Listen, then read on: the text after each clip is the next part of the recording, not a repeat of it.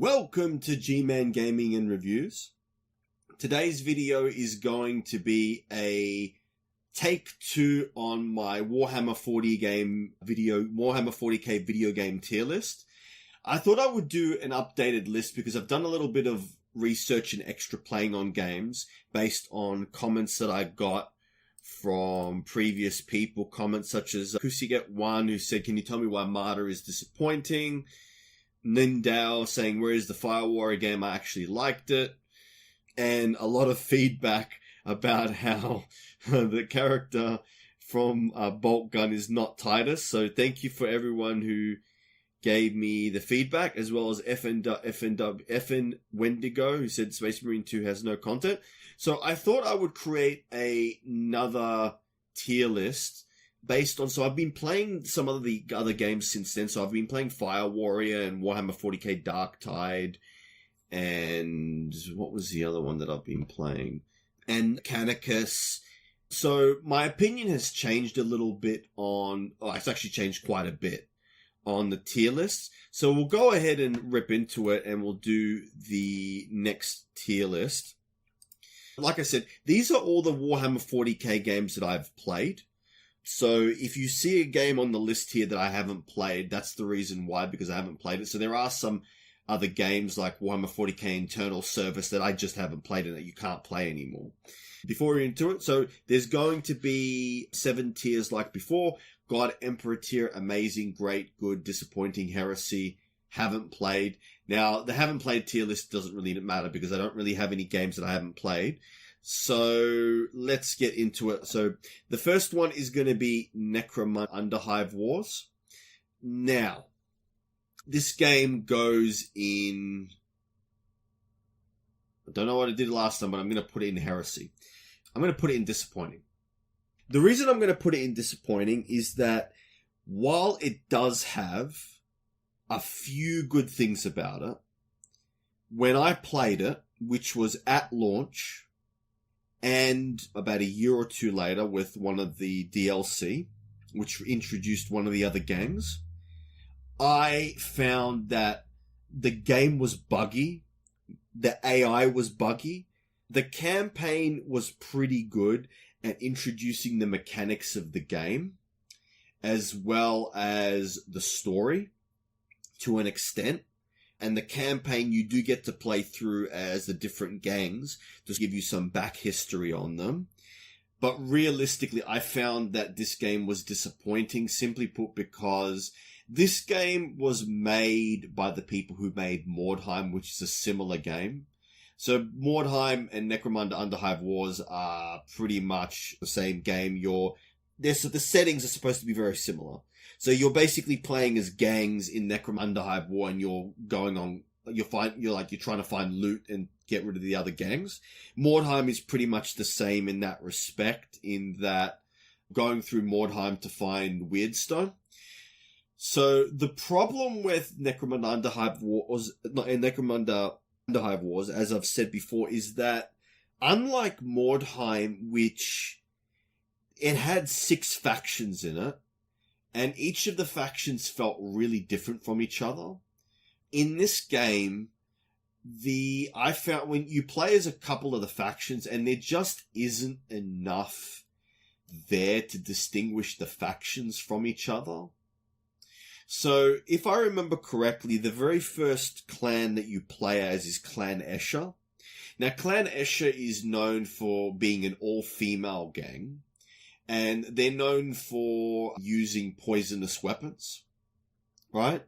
So in the actual tabletop setting for Necromunda Underhive War, the gangs are really different from each other, right? So the gangs have their own loadout tables as to what you can buy, and different gangs, like a lot of the gangs have exclusional equipment, in other words, equipment that only they can get, which means that in the actual tabletop setting, the gangs are quite different from each other.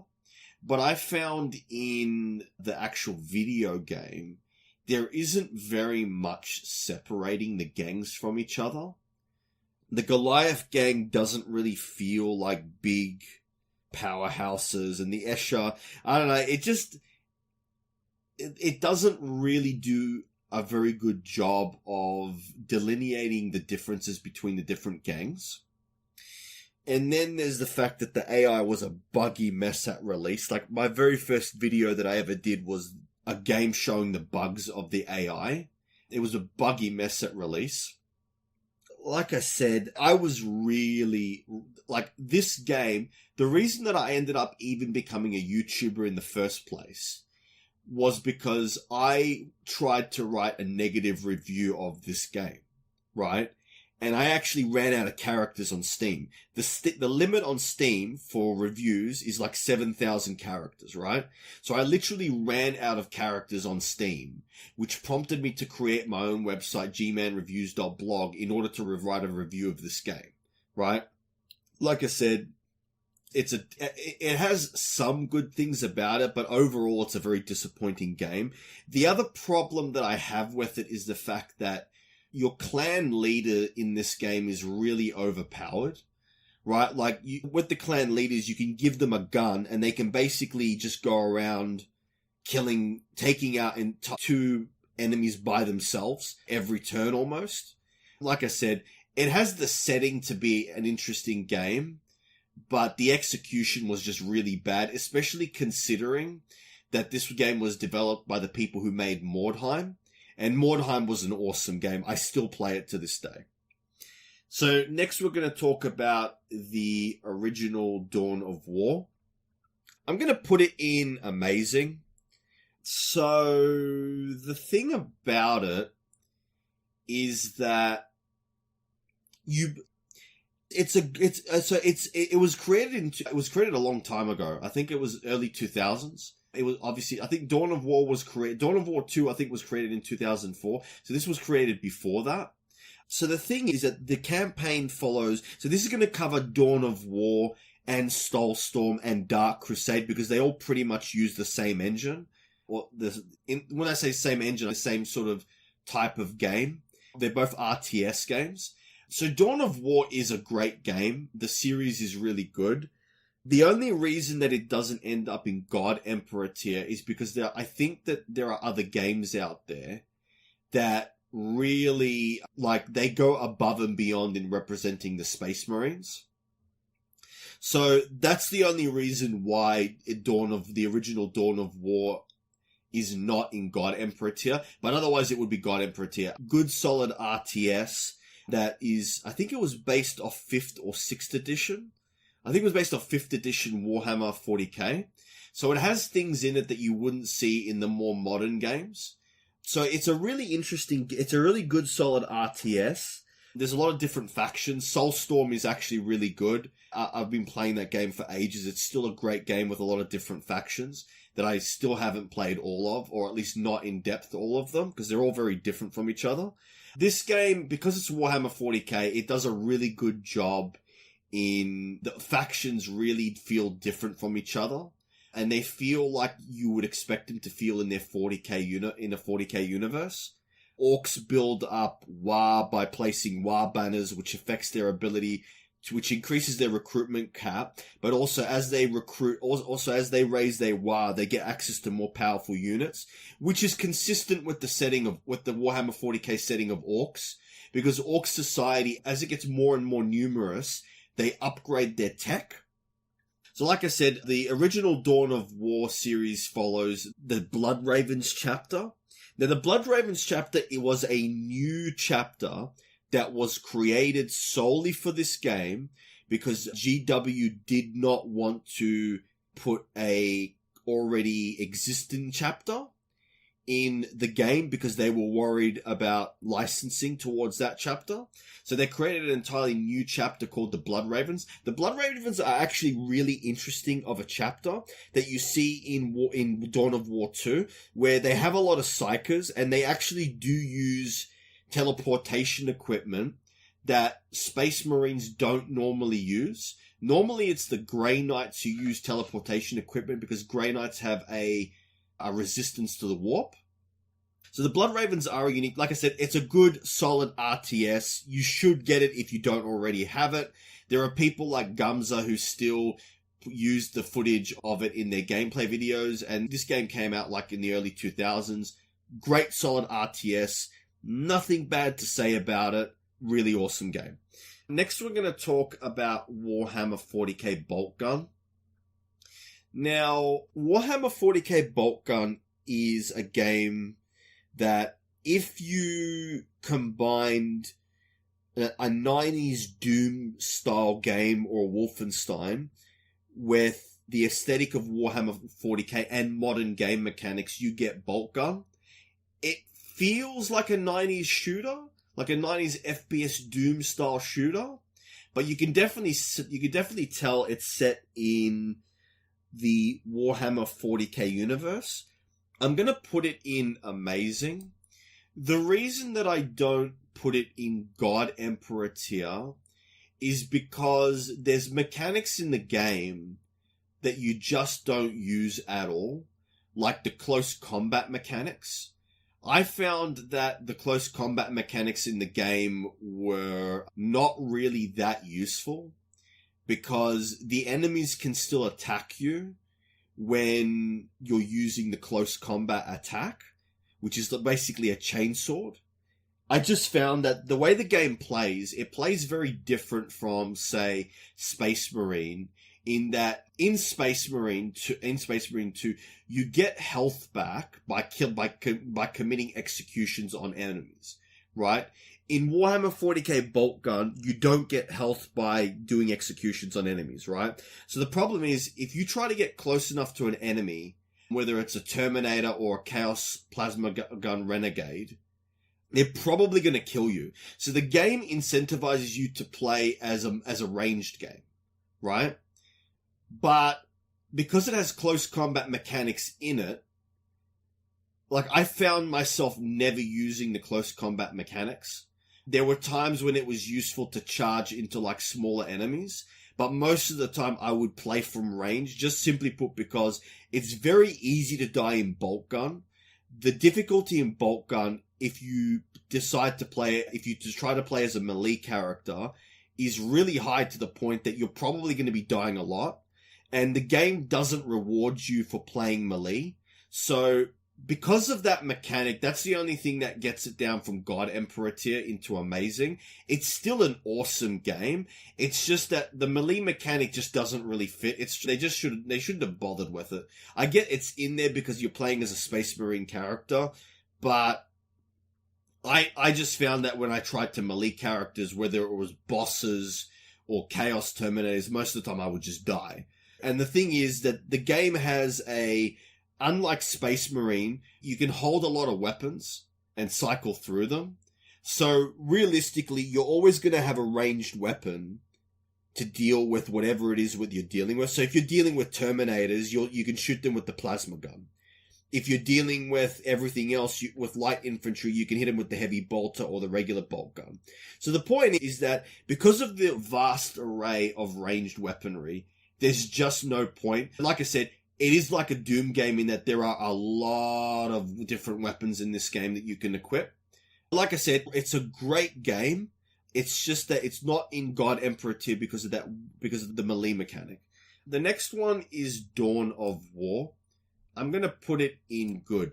Now, I had somebody commenting on me on this one in the last one as to saying that why did I even put this in good, that it wasn't a good game. So, the reason that it's in good, but not great, amazing, or God Emperor tier, is that it's a pretty solid game, right? It takes elements from the previous games and combines them to create something a little bit new. Now, I really heavily don't I get that there are things in the game like the Space Marine captain jumping 10 feet in the air and doing like a somersault with the Thunder Hammer, which is ridiculous, right? But the game is pretty decent. So you do have unit recruitment in the game. The fact that you can, the thing that made me put this game in good is when I saw high level play of people playing it on YouTube.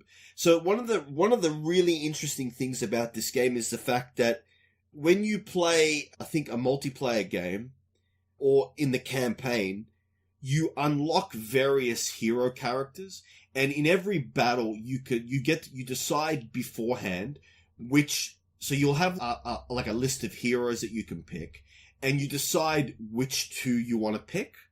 And the thing that makes this game interesting is that so each of the different types of heroes has like a specific recruitment cost, and the more powerful they are, the higher recruitment cost they had, which means that the longer it's going to take to bring them into the game.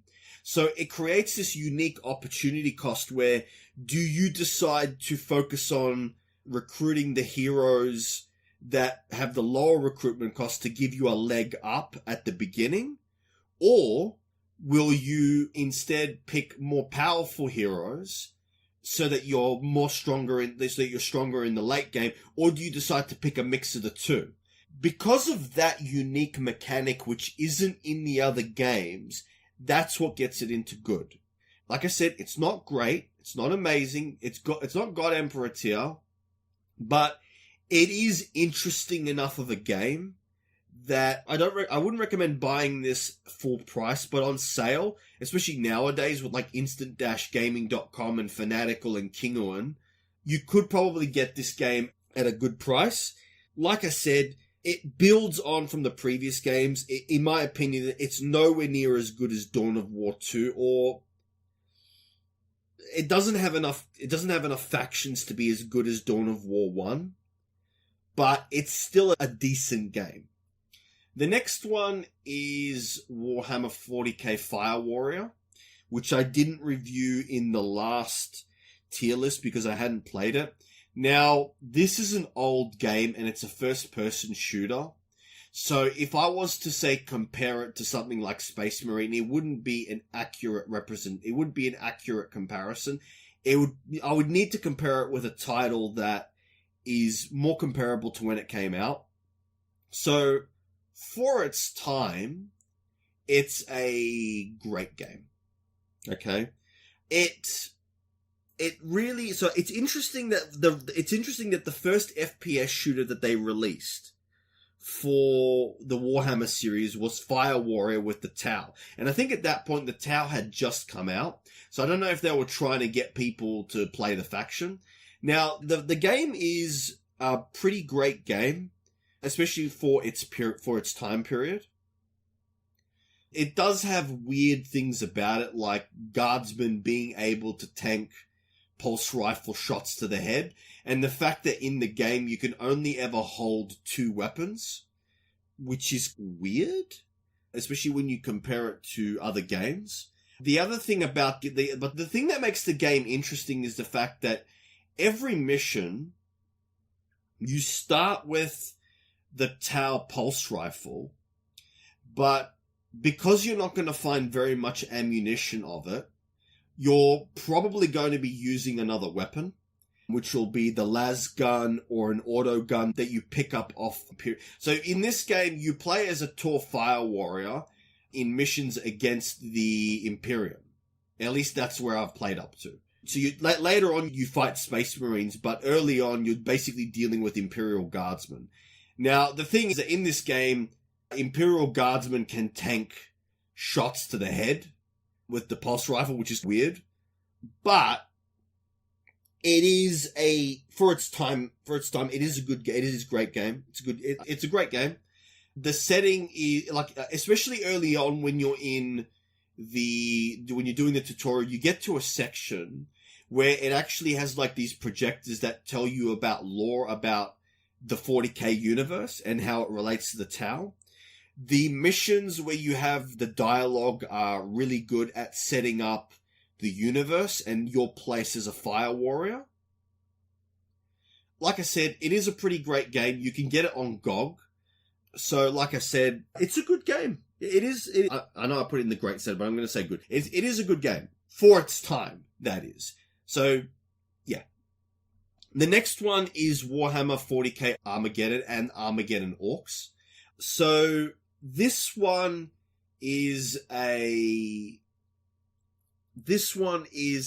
turn-based, hex-based game where the default is you play as the Imperial Guard, but you can also play as the Space Marines and the Orcs.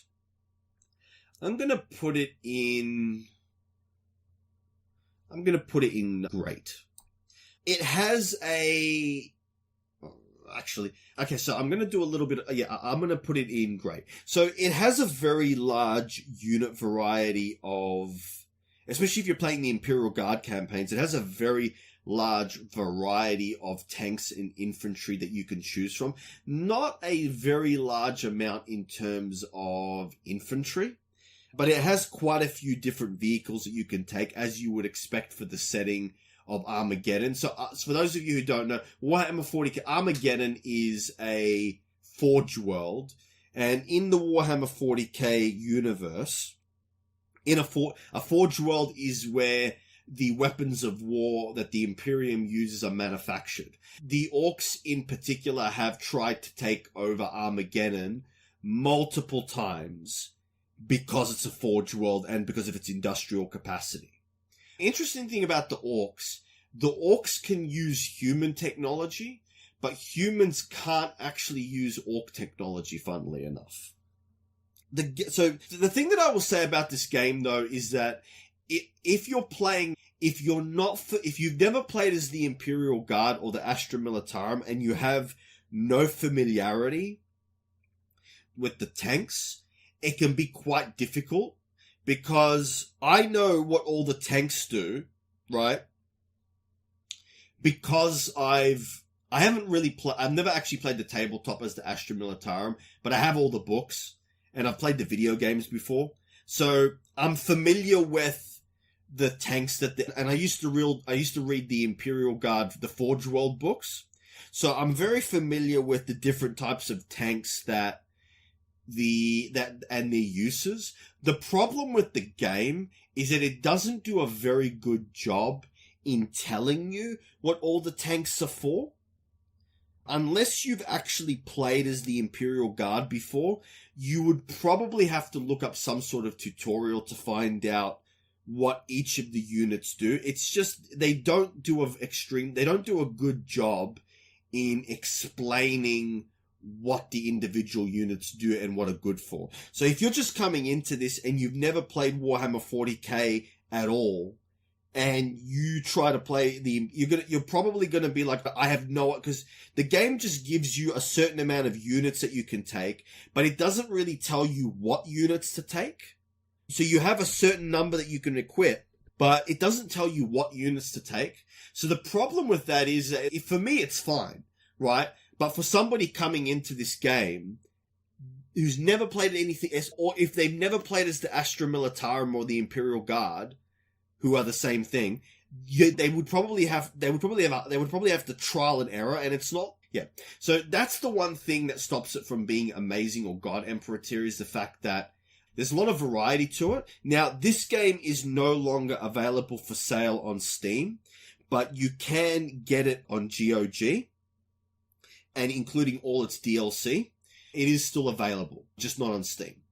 But like I said, it's a turn-based, hex-based game where you play as the Imperial Guard or the Orcs or the Space Marines. Like I said, good, solid. This one is good if you want to play it while doing something else, because it's not because it's not a real-time strategy game like Dawn of War is. You could probably say do something else while playing it. So that's, like I said, good turn-based, hex-based strategy game. It does have a bit of a cover system in that you have terrain. So one of the things that makes Armageddon really interesting is the fact that you can't just take vehicles. You need to be able to take infantry in order to sit on objectives. Because of that, and because the game has a limited variety of units that you can, so you can't just recruit every unit. You only have a certain number of requisition points that you can take. Now, the good thing about the game is that you don't carry over units from previous missions. You do, but the thing is, if you lose units between missions, it doesn't really matter. As the missions become more difficult, you get access to more and more interesting units, eventually Titans. So, like I said, yeah, it's a good game. It's a great game.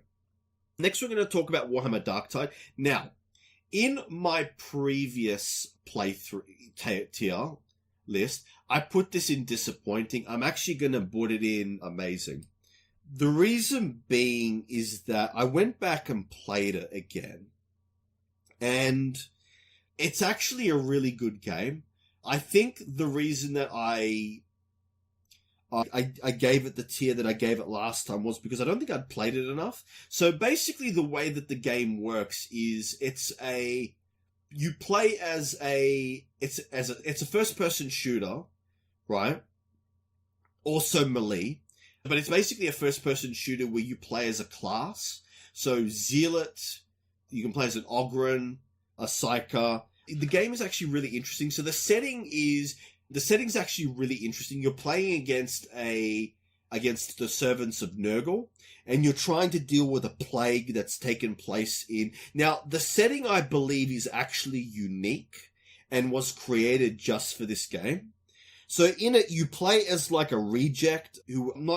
The one thing that I will say about this game is that the story is interesting, but it's not really the main reason why you play it. So basically the way the game works is when you do a mission, you'll have other human players that will be playing with you. So you play you play co-op, essentially, right? So you play a mission. Now, most of the missions, especially apart from the first one, have a boss that you have to beat. And then when you complete the mission, you get a certain reward.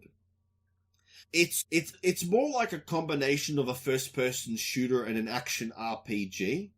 You do have a limited tech system, a limited like leveling up system. It's not really super in depth, or it's not even as in depth as what you would receive in a Diablo 2. But the gameplay more changes between what techs you take and what weapons you use, right? So there's a lot of different weapons in the game. Unlike say another game like say Diablo 2, where whether you use a sword or a mace, it doesn't really make a difference. In this game, it does. The weapons are all different from each other in terms of pairing, attack speed, how much they chew through armor, and stuff like that. And so when you play this game, you can only have one melee weapon and one ranged weapon, right? So because you can only have one ranged weapon, it drastically changes the way that you play. For instance, I was playing the game as the Zealot, and because I was playing as the Zealot and my talent is, my special ability is to charge into enemies, I decided to focus on weapons that focus on close combat. But you could play as the veteran, and as a veteran guardsman, focus on long range play. So the point is that this is one of the games that, because you're playing co-op, it makes it really interesting. So you really do have to play as a team in this game in order to win. And the big advantage is that, say your class and you're the Zealot, you'll need someone who's long range as a veteran, and then so the point is that this is a co-op game that's a first person shooter it does have a class system, and the classes are dramatically different from each other. But the tech tree for each of the classes isn't really that in-depth.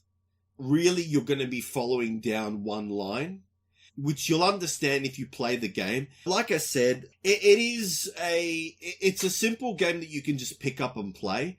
The story is interesting, but it would be quite easy for people to ignore the story and just play the game. But I can see if you are following the story, I can see as to why you would want to keep playing it, because the story is interesting enough to keep you coming back. Like I said, it is an amazing... I'm going to put it in great. Like I said, no, it's amazing. The reason that it's amazing is because it provides a unique experience in the Warhammer 40K universe. There's no other game like it. The only other game that I could think of that's not set in the Warhammer 40K universe is Vermintide, right? Which is a similar sort of game, except it's set in the Warhammer Fantasy universe, right? So it's amazing because it provides a unique experience. There's no bugs with the game that I've noticed. The game plays quite well. The graphics are pretty decent. Like I said, it's an amazing game. There's nothing bad to say about it.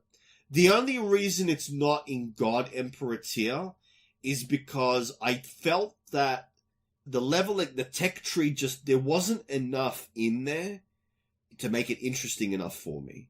It's really bare bones, and that might be a design choice, because the game is more focused on, because it's from a first person perspective, right? And it's not being played from a third person perspective. Because you're actually doing things like parrying, which you wouldn't be doing in a third person perspective ARPG like Diablo, I get why they made the choice to have limited tech tree. But like I said, I would have loved to have seen a little bit more variety in the tech tree. But the game does have different classes that play really different from each other, especially the Psyker. So, if I was playing as a Psyker, that might colour my review. But like I said, it is an amazing game. It's just that the tech tree is a little bit bare bones. Next, we're going to talk about Dawn of War Retribution. Now, I'm going to put this in amazing. Now, for those of you who've never played Dawn of War Retribution, it is a spin-off of the Dawn of War 2 series. It is similar to the Dawn of War 2 series, but it's different in the sense that, in actual fact, we'll leave it. So, like in Dawn of War 2, you play as a squad. You play as various heroes led by a squad. So you play as 4 squads, right? And each of the squads in the game have upgrades that can make them play really unique from each other, and can also change the way that they play entirely, right? Making the replay value of this game is off the charts because of that reason, right? It adds things that to the previous Dawn of War 2 that wasn't there, at least in the campaign, which is where you actually can recruit units as well. So the fact that you can recruit units, but you also have hero units, really makes the missions quite interesting. And unlike Dawn of War 2, there are various factions that you can play. So you've got the Space Marines like you have in the original Dawn of War 2 campaign. You've got the Imperial Guard, you've got the Eldar, you've got the Orcs. There's a few, I think you've got the Necrons, you've got the Tyranids. So there's a lot of different factions in the game, as you would expect in a Warhammer 40K game. That makes it really interesting. Like I said, it's an amazing game. The only reason that I don't put it in God Emperor tier is because it doesn't feel, at least when I played as the Space Marines in Dawn of War 2, that campaign felt epic. The fact that you unlock, I don't know, just something about the Dawn of War 2 campaign was so epic that in comparison, when you play in Retribution, the tech tree is scaled down because you've got other elements in it. But I found that, like I said, it is an amazing game. I absolutely love it. I still haven't played it all the way through, but I absolutely love it. It's different enough from Dawn of War 2 to allow it to stand on its own as its own game. The only reason it's not in God Emperor tier is because it wasn't as good in the campaign as Dawn of War 2 was for the Space Marines. But then again, in Dawn of War 2, you're only playing as the Space Marines in the campaign. So it makes sense that the campaign wasn't like as good because they had to split their attention over like however many different campaigns they had based on all the different factions. Whereas in Dawn of War 2, they were able to focus on just one faction. But like I said, Dawn of War 2 Retribution is... So it's more... Unlike where Dawn of War 1 was an RTS, Dawn of War 2 is more... It is real-time strategy, but you have tech trees and skills for all your individual hero units, right?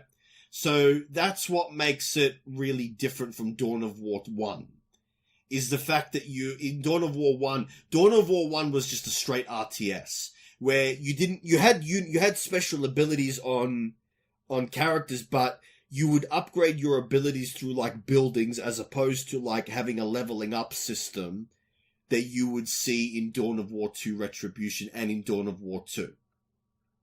Next, we're going to talk about Warhammer 40K Battle Sector. Now, in this game is set. I think this one was created in 2019 or 2017. I can't remember exactly. So this one is a turn-based. It's a turn-based strategy game where you play in the campaign. You play as the Blood Ravens. The campaign is absolutely brilliant. It's absolutely brilliant. The thing that makes the campaign brilliant is the combination of hero characters and the tech tree. There are a lot of units in the base campaign, and there's a lot of upgrades. There's 4 different pages of upgrades, right? So what this means is that there's special units as well that you only can recruit a certain number that require requisition points. There's hero units, and then there's also units like the intercessor and the assault marines that you can take as many of. So when you're choosing upgrades, you can actually choose upgrades for heroes and units. So when I played the game, I chose upgrades for my intercessor squads and my assault squads because those were the main squads that I could use without taking requisition points, and I could put a lot of them in my army. So the thing that makes the game interesting of Battle Sector is it's almost like it combines from the tabletop the points cost of building an army list. So when you play a mission, you can bring a certain amount of points worth of units, right? So it's almost like it combines the Warhammer 40K tabletop aspect of building a list combined with upgrades that you get as you advance in the campaign, right? So the amount of upgrades in the campaign is absolutely brilliant. It's God Emperor tier. But what puts it in amazing instead of God Emperor tier is the fact that the other modes of playing are just not very good. So I ended up buying all the DLC for this game, and I regret it. The only thing I should have bought was the stuff for the Blood Angels. Because realistically, in the campaign, there's 4 pages of upgrades, right? In the other modes, there's only 1. And there's not a lot of units to take, right? There's a very lackluster variety of units when you're not playing the campaign, which means that the other modes just don't really feel that interesting to play. I've played the mission map once, but it's very repetitive because you only have a very small number of units that you can take in the other mission modes. So I just found it like the campaign is absolutely brilliant. You play as the Blood Angels and you're playing as Primaris Marines. So the campaign is absolutely brilliant. The campaign is God Emperor tier. The other battle modes, if you want to play a game that feels more like the tabletop, you should check out Sanctus Reach, which I will talk about. Like I said, the campaign is brilliant. But like I said, it's just not the rest of the... So it is a good game, but I would just focus on the campaign. The other battle modes are just so bare bones, they're not even worth bothering with. If you want a game that allows you to play as the Imperial Guard, or you could try the original Dawn of War. If you want a game where you can play as all the Warhammer 40k factions in an RTS, just take Dawn of War or the Soulstorm series. Like I said, the campaign for Battle Sector is really good. It's just the rest of it that brings it down. But the campaign is so good, that's why it's amazing. The next one is Warhammer 40k Chaos Gate. I'm going to put this in God Emperor tier this time. The reason that I'm putting it in God Emperor tier is that it does something that hasn't been done before, in that it's an XCOM style game set in the Warhammer 40k universe. So in Warhammer 40k Chaos Gate Demon Hunters, you play as a squad of Grey Knights going around doing missions to purge the Chaos Gods worshippers of Nurgle from a sector, right? So The game has instant death and injuries for your Demon Knights, for your Grey Knights. So that's what makes it different from Dawn of War 2, where it is an XCOM style game where your characters can actually die. So you do have to really think about the game. That being said, in terms of difficulty, unless you're playing as the assassins, the game is a lot more forgiving than XCOM. You can still die, but because you're playing as Grey Knights that are like superpowered Psyker Space Marines, it's not, your characters are pretty powerful.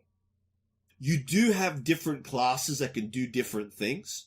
The Assassinorium DLC that allows you to play as assassins really changes up the way the game plays, right? Because the assassins play completely different. They're more difficult to play, but they're also in some ways more powerful.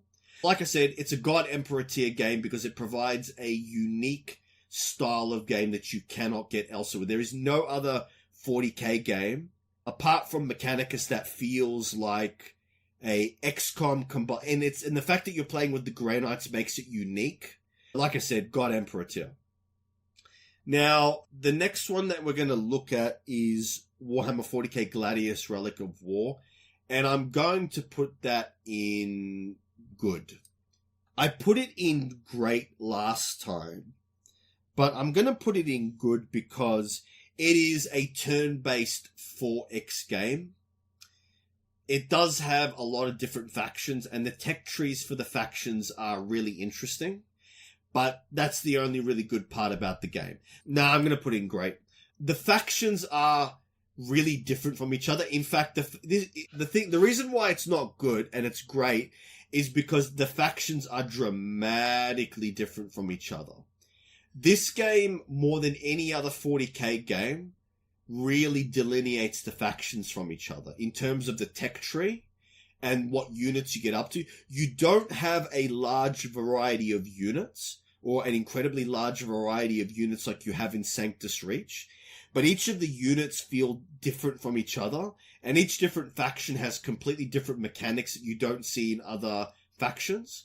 So the greatest thing about this game is the factions. The weakest part about this game is the roguelite part of it. The map is just boring, right? There's not a large variety of units units and tiles that you're going to encounter.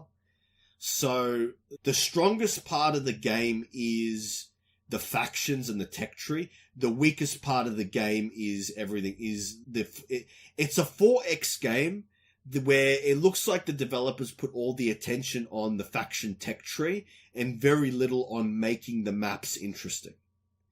There's really only a few units that you will encounter on the map. If I was to compare it to another roguelike game that is 4X that has procedurally generated, which is Conquest of Elysium 4, which was made by 5, which was made by two guys and has a tremendous amount of units and tiles that you can encounter. Gladius Relic of War is the exact opposite of that. Now, like I said, it's a turn-based 4X game that has great faction delineation, but that's the only reason to play the game. Next, we're going to look at Inquisitor Martyr. I put it in disappointing last time. I'm going to put it in good this time. Now, the reason that I put it in disappointing last time was because I played as the Crusader class, right? And the Crusader class is probably the more boring class to play. You can play as the Psyker class in this game, and the Psyker class is a lot more interesting. Basically, for those of you who haven't seen the last tier list, this game is a action RPG where you play as an Inquisitor. It's in the genre of games like Diablo 2, 3, 4, Grim Dawn, Path of Exile, that sort of game. Now, the thing that moves it up from disappointing to good is the fact that the Psyker class is really interesting. because the Psychic class has a mechanic where you can craft spells, but after a certain amount, when your warp meter heats up, you actually start summoning enemies that will try to kill you. So that part is really interesting and thematic to the Warhammer 40k universe. The problem with it is that's really the only good part about it. Apart from that, it just, like, when I played as the Crusader class, it just feels like a generic action RPG. Like, I really would just focus on one weapon, the grenade launcher, and just kill everyone before they ever got close to me. I found that the game was too easy as the Crusader class. And, like, it's interesting that each of the weapons... So in this game, you can only have 2 weapons. You can have an offhand and your main weapon, and each of the ranged weapons are different from each other, which is interesting, but I found that when I would just pick the grenade launcher with the Crusader, I would just sit back and blast everyone. There was very little they could do about it. So, like I said, it is a good game. I don't know if I would buy this full price, though, but, like I said, it's an okay game. The Psychic class is the most interesting. The Assassin class has a mechanic where they can decide where to shoot enemies to do damage, which is unique to them. But, like I said, if it wasn't for the Psychic class, this game would be disappointing because it's quite a generic action RPG. The setting is really good and the story is really good. Those are the strongest parts of it, but the game itself is okay. Next, we're going to talk about Warhammer 40k Sanctus Reach. It's God Emperor tier. So basically the way that this game works is this game came out before Battle Sector. You have the main campaign where you play as the Space Marines, but then you also have other campaigns where you play as the Orcs or the Imperial Guard or I think Chaos as well. So the thing is, there's only 4 playable factions in this game. But there's a lot of unit variety, right?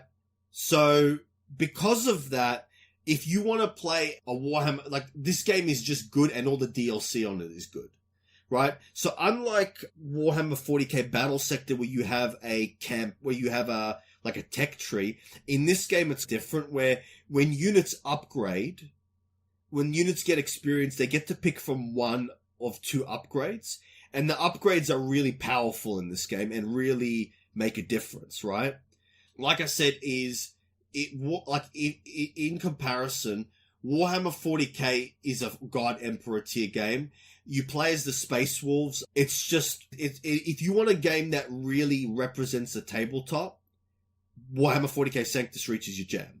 It's just really good. It's a turn-based, but unlike Battle Sector, it does have a cover system with terrain. So it is a little bit more strategic in how you choose to play based on your map and the objective system and the fact that you have reinforcements. One thing that I didn't say about Battle Sector was that you can actually have units overwatching an area, which is really interesting, that you don't see in Sanctus Reach. But like I said, Warhammer 40k Sanctus Reach, the thing is that when you have a mission, you have a whole bunch of units that you can choose from, and you have a certain amount of points that you can bring to battle, and each unit has its own. So unlike Battle Sector, the campaign where you actually get to pick what units you want, in Warhammer 40k Battle Sector, not in Sanctus Reach, you are given a list of all potential units you can take, and you get to pick how many out of the points allocation, right?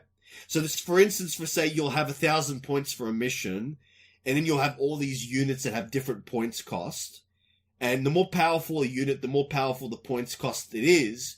But also, bringing cheaper units means you can bring more of them. So it better replicates what it feels like to create a list. The other thing about this game is the hero units in the game are really powerful, game-changing, where I found as the hero units in Battle Sector, you really don't use them very much. You don't use them in the thick of fighting because they can die quite easily. But like I said, Warhammer 40k Sanctus Reach is a God Emperor. If you want a game that heavily simulates the tabletop, Warhammer 40K Sanctus Reach is your jam. Next, we're going to talk about Battlefleet Gothic Armada 2. I'm not going to talk about 1 because there's 2. It's God Emperor tier. It's God Emperor tier because basically the way the game works is you play in space as different ships, as a fleet, and you have to fight against enemy fleets. The campaign is awesome. In the campaign, you play as Space Marines, the Adeptus Mechanicus, and the Imperial Navy, and they're all different from each other, making the campaign really awesome. The different factions in the game are really good as well. There's a campaign for Chaos, but there isn't really a campaign for Eldar or Orcs or all the other factions. But the other factions are really different from each other, and they have good unit variety.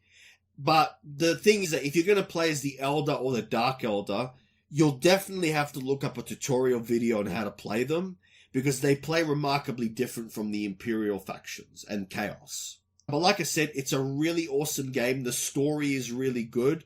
The tutorial is really good at introducing the mechanics of the game. So even if you haven't played the first one, this is a pick up and play game. You can just start playing it, and it's really good. Now, we're going to talk about Dawn of War 2. In my previous list, I had this as God Emperor tier. I'm going to put it in Amazing this time.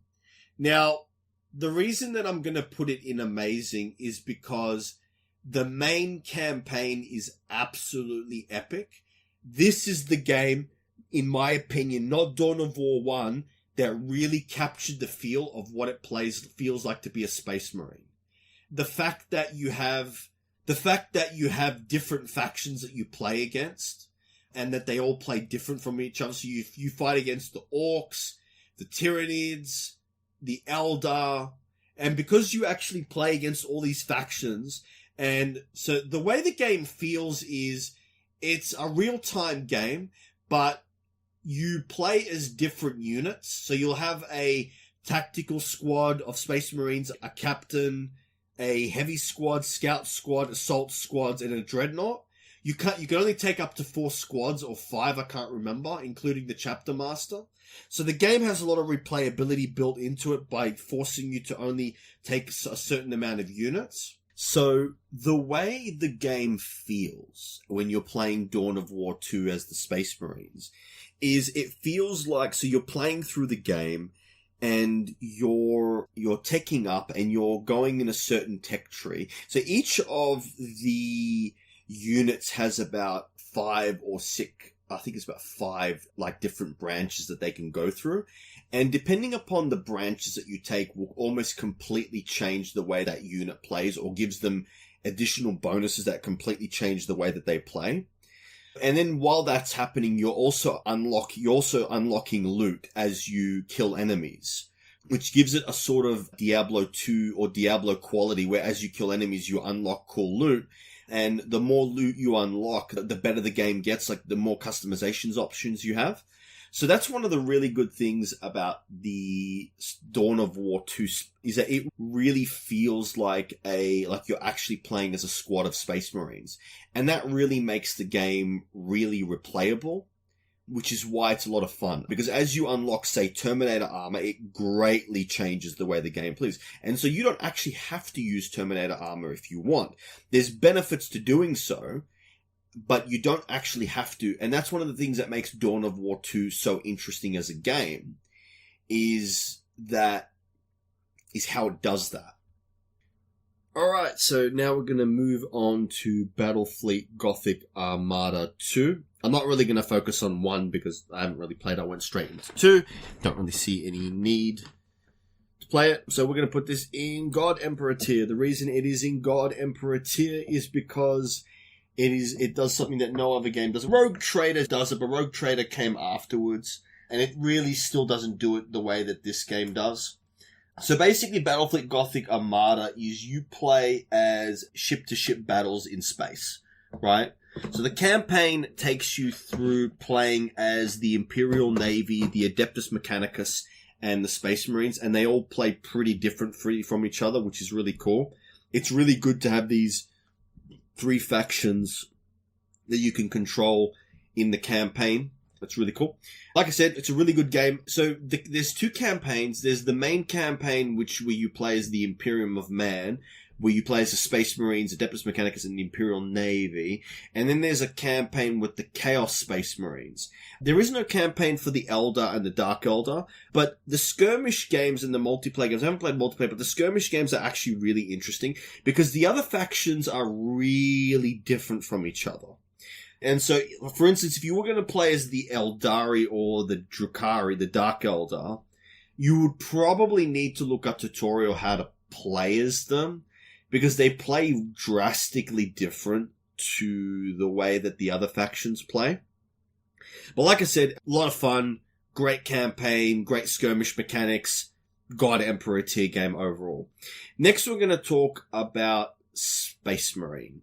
Now, in the previous tier list, I put Space Marine as God Emperor tier. I'm going to put it as amazing. The reason I'm going to put it as amazing is because the campaign for Space Marine is absolutely amazing. I wouldn't call it a first-person shooter. It's a third-person shooter and melee sort of game. The way the game plays is that you play as Titus the Space Marine. You only have one ranged weapon and a pistol and a melee weapon of your choice at a time for the most part. So the way the game works is that the game eschews a cover system altogether, and you get your health back by doing executions on enemies. So the game incentivizes you to be on the thick of combat, but it also has different segments where you have to deal with ranged enemies. So the gameplay is quite varied. It is a really awesome game. The campaign is absolutely brilliant. It really captures what it would feel like to be a Space Marine. The one thing that I will say is the player versus player is not something that I ever really focused on. I think that's the only reason why it's not in God Emperor tier this time. Simply put, because I didn't really find any reason to play the player versus player. It just wasn't interesting enough to play. Like I said, I love the campaign and I love the actual campaign and the random missions, but like I said, there was no real reason for me to play the player versus player, so I played it a little bit, didn't really find it that interesting. There are different classes, but like I said, you play this game for the campaign. The campaign is absolutely brilliant. They released a remastered version which you can get as part of the Xbox Game Pass that I'm going through again. You should probably play this game before playing Space Marine 2, just because the story carries on. But like I said, absolutely brilliant game. The next one is Mechanicus that I'm going to put in amazing. The reason it's an amazing, or put in great. The reason that it's an amazing game is that it is similar to Chaos Gate in that it's an XCOM style game, but it's different enough that in the Mechanicus game you play as the Adeptus Mechanicus as they're going on an expedition in a Necron tomb world, I think it is, and you're trying to get as much tech as you can before the Necrons awake. In the game, you have various tech priests, and each tech priest has its own. Most of the tech priests are the same, but because you can choose so you have different not skill trees, but different sort of classes that you can choose to put points into that really differentiates how you play the game. And I think there's 8 or 9 different skill trees. And that's what makes the game really unique is like I said, the difficulty in this game is actually quite high. In the tutorial, in the very first mission, you're probably going to lose all your characters. So the game makes you understand from the very beginning that it is very easy to lose your characters in this game if you don't know what you're doing, right? I got to be honest, when I started leveling up my characters, I found that I haven't actually lost any characters yet. But that's because I chose to focus on ranged combat. And because I focus on ranged combat, it means that you could totally eschew ranged combat in terms of melee combat. And there are times when you definitely do have to use melee. The game is very interesting in that with your ranged weapons, you can't actually use them if you're in melee combat. And you can only have one melee weapon and two ranged weapons. The melee weapons, so the thing is that it's a really weird game because of the fact that it has these things called cognition points. So the way cognition points work is you can have up to 5 at a time. Now, you use cognition points in the game to do various things. So there are various bits of tech that you use that cost a cognition point or 2 or 3 to use. And there are certain ranged weapons and melee weapons that also cost cognition points. So the game has a unique mechanic of managing cognition points when you're playing the game that makes it very different from what you would expect from other games. It really provides a unique experience that you're not going to get elsewhere, because obviously you're playing as the Adeptus Mechanicus. So what happens is you go through, say, a mission, and in the mission you have the choice of, you have like different sort of scenarios that occur, and you can choose to, say, salvage or destroy or whatever. And depending upon what you pick determines what rewards you get or what penalties you get. Every mission, you're trying to get through the mission as quickly as possible, but you're trying to get as much loot. So the game has a sort of risk versus reward mechanic to it that you don't see in other games in the 40k genre. Like I said, Warhammer 40k Mechanicus, it provides a very unique gameplay experience that you're not going to get anywhere else. So like I said, it's a really good game. It's a really unique game. You should definitely check it out. It's very replayable because of the fact that you have the different things that unlock, and so you go on missions to unlock various bonuses, weapons, tech, and that sort of stuff, and units. So in the game it has units, so you can actually use cognition. So when you go on a mission, you get to pick between a certain amount of slots where you can take a tech priest or a troop. So the gameplay is quite unique. So unlike in, say, Chaos Gate, where you're only playing as a squad of 4, in this game you can actually you have to decide between taking troops or tech priests. And tech priests are like the heroes in the game. Like I said, the game is quite unique. So you could build a tech priest build around having troops. Like I said, the replayability of the game is absolutely insane. It's an awesome game. The only reason that it's not in amazing or god tier is that it can feel a little bit repetitive. I don't know, just something about it feels very repetitive in terms of, because you only have weapons because the thing is that when you actually play the game, if you pick a lot of tech that requires cognition points, you're probably going to have turns where you can't use that tech. So you've got a balance between taking tech that's going to give you a lot of that you can use but isn't as powerful, or taking tech that you can't use but that you can't use all the time but you can use sparingly. So like I said, I found myself focusing on tech that had very low cognition point usage just so that I could use them every turn. That's the only thing that I would say about it, that, I don't know, playing the game, it doesn't feel like, it feels that there's a lot of like different builds, but there's not a lot of viable builds. You would really, like, in order to play this game, if you were to focus on builds that use a lot of cognition points, you would really have to build your entire team around it. So like I said, this game is very interesting in terms of being an XCOM game, is that it could let you try out different strategies. So the replayability of Mechanicus is off the chart, which in my opinion puts it into great. And that's the reason why it's in great. But I don't know, it's just something about it that stops it from, like, it's an interesting experience. And the way that the tech priest story and the way that the tech priests talk to each other is really interesting. It's a really unique experience because there's no real other game that really captures what it's like to be the Adeptus Mechanicus. And part 2 is actually releasing very soon. But yeah, so like I said, it's a great game. Next, we're going to talk about Deathwing Enhanced Edition. I played it some more. I'm still going to put it in disappointing.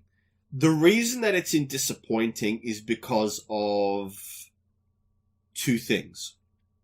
So, in this game, when you're playing as the camp... Now, I haven't played as the player versus player, so I can't speak about that. But in the campaign, you want to explore the map to find relics. So you really want to explore as much of the map as possible. But the problem is, you're playing as a squad of 3 Terminators, and even though you're in Terminator armor, it doesn't feel like it because enemies do a high amount of damage to you, even on regular difficulty. The point is that, like, a squad of Terminators should be really difficult for regular Tyranids to kill.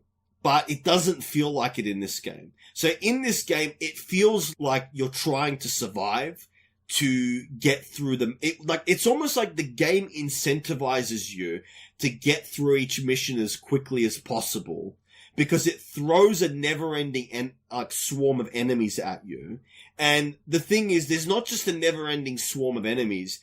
Even in the first mission, there's enemies that explode that can take you out in a single shot if you're not careful, right? And so the problem with the game is that almost all the time you're going to be shooting, even though the game has melee mechanics and ranged mechanics, you're almost always going to be shooting your enemies because if you let them get close to you, they'll just kill you so quickly. So the combination of the never-ending enemies and the fact that you can die quite quickly, combined with the fact that you want to explore the entire map to find relics, I don't think this is a good mix of mechanics. Okay, especially since the fact that you can hack doors to close them, but once they're blocked, you can't unblock them, which is ridiculous. It doesn't even make sense. Like I said, the theory behind the game is actually really good. It's just the execution, and I don't think they thought it through. Next, we're going to talk about Space Hulk Tactics. It is similar to Deathwing in that you play as a squad of Terminators, but it's not a first-person shooter like the other one was. I actually like Space Hulk Tactics quite a bit. I'm going to put it in great. Unlike Deathwing, it does have a never-ending swarm of Tyranids. It just feels easier to manage because you can set your Terminators on Overwatch. I don't know, I feel that in Deathwing, they do have the mechanics to set up... I think one of the weaknesses of Deathwing is your companion AI. I don't think they're very good at staying alive. And a lot of the times in Deathwing, you have to be careful about how you position your squad, because if you say turn around in order to help your squad mates behind you, you could get ambushed by enemies from behind. So the point is, I think Space Hulk Tactics does this better. It captures the feel of Space Hulk and playing as a Deathwing. I think you play as a Deathwing in it. Rather than, it captures the feeling of what it's like to be in Space Hulk, of what it's like to be in a Space Hulk. So the Space Hulk series is actually based off a board game series that came out in the 90s. Like Hero Quest, but with Space Marines and Gene Stealers. Like I said, Space Hulk Tactics is the better game in my opinion. Just simply put, because it has the same feel as Deathwing in terms of never-ending hordes of Tyranids. It just feels easier to defend your areas because of the fact that it's turn-based. Next, we're going to talk about Necromunda Hired Gun. Now, Necromunda Hired Gun was made by the same people who made Deathwing. I actually like this game. I'm going to put it in good. The reason it's not a great game is because it doesn't really feel very much like a 40k game rather than a generic shooter. It has some of the setting of Necromunda, but I don't know, it just feels like a generic shooter game. So it's a first-person shooter where you play as a mercenary in the world of Necromunda, which is where Underhive Wars is based. So it's set in that world. The reason it's a good game and not a disappointing game is because the difficulty in Hired Gun is actually really difficult. It is a really difficult game. You can get chewed up quite quickly. but it just feels more fair because you find health around the map. Whereas in Deathwing, you only have a limited amount of, you have a Space Marine, like a apothecary, who can apply a limited amount of healing, and then you have a certain amount of times where you can create a warp gate to, like, where you can get refitted. But like I said, I think Hired Gun is the better game. It has the crushing difficulty, but it feels more fair than it does in Deathwing. Just, yeah, like I said, the mechanics of Deathwing, like in Hired Gun, you don't really unlock, you don't really find like weapons around the map. You buy them, or you get them, I think, as a result of completing missions. I can't remember, but you buy them using credits. So I think that Hired Gun is the better game. Next, we're going to talk about Warhammer 40K Rogue Traders. God Emperor tier. Absolutely God Emperor tier. So this is made from Alcat Games, who made Pathfinder. It is like Pathfinder. It's an isometric RPG that has turn-based combat. Really awesome game. There's different classes.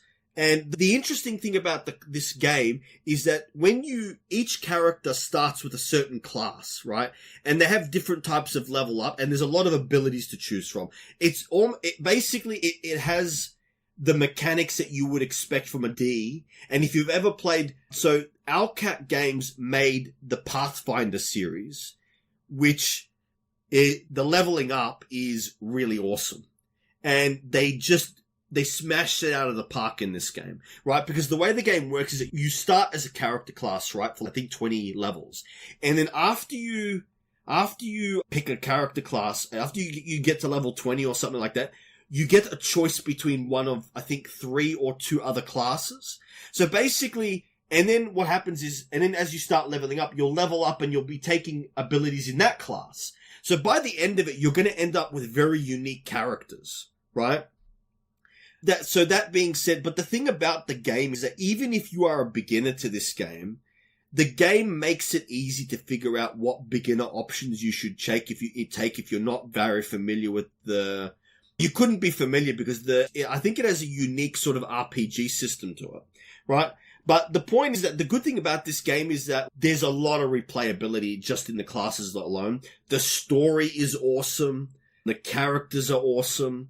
It really smashes it out of the park in how it feels as a Warhammer 40k game. One of the things that I really liked about it is that later on in the game, you can actually get a choice to try to bring Elder on board that are going to die.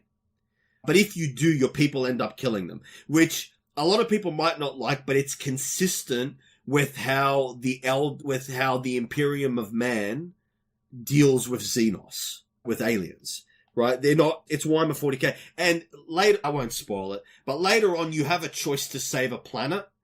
And if you do, you get a debuff. So that's just so Warhammer 40k that if you try to play as a good guy, the game literally gives you a debuff, which is awesome. So like I said, it's a really brilliant game. If you like RPG games, you'll love Warhammer 40k Rogue Trader. It's absolutely brilliant. The last game that we're going to talk about is Space Marine 2, which goes in amazing. It does everything the previous one did and just elevates it up to 11. It adds new mechanics to it with the pistol shot mechanic and the parry mechanic, which I don't think were in the previous game. Like I said, it's a really awesome game. The only thing that stops it, in my last gameplay, I put it in a God Emperor tier. The only thing that stops it from being God Emperor tier is because I had a comment which said that the player versus player wasn't good, and the reason I put it in God Emperor tier last time was because I was just talking about the campaign. When I play Space Marine and Space Marine 2, I'm only interested in the campaign. I'm not interested in player versus player. But if I'm gonna rate it, I have to rate it as a game as a whole. And so because of that, the campaign in Space Marine 2 is absolutely brilliant. What they did was, so in the original Space Marine, you're playing against the Orcs and then Chaos. In Space Marine 2, you're playing against the Tyranids. They actually got the developers from World War Z to include their Horde engine, whatever it's called, that creates the Horde mechanics into Space Marine 2. So it really feels like you're playing against a horde of Tyranids. Like I said, the game is absolutely brilliant. The campaign is spot on. Like I said, the reveal at the end with the chaplain, which I won't reveal, that's just the piece de resistance. It's like the strawberries on the cake. It's just absolutely brilliant. So this was my Warhammer 40K tier list, take 2. Thank you for everyone who commented on the previous one. I really appreciate it. I'd love to hear your comments on this one. I'd also like to hear your comments on what you'd like me to do a video on next. I also did a video on why is the Warhammer 40K universe fascist. So that you'll see the link to that video linked to in this one. You'll see it like on the screen. So if you're interested in that, feel free to watch it. If not, I will see you on the next one. This was G-Man Gaming and Reviews signing out.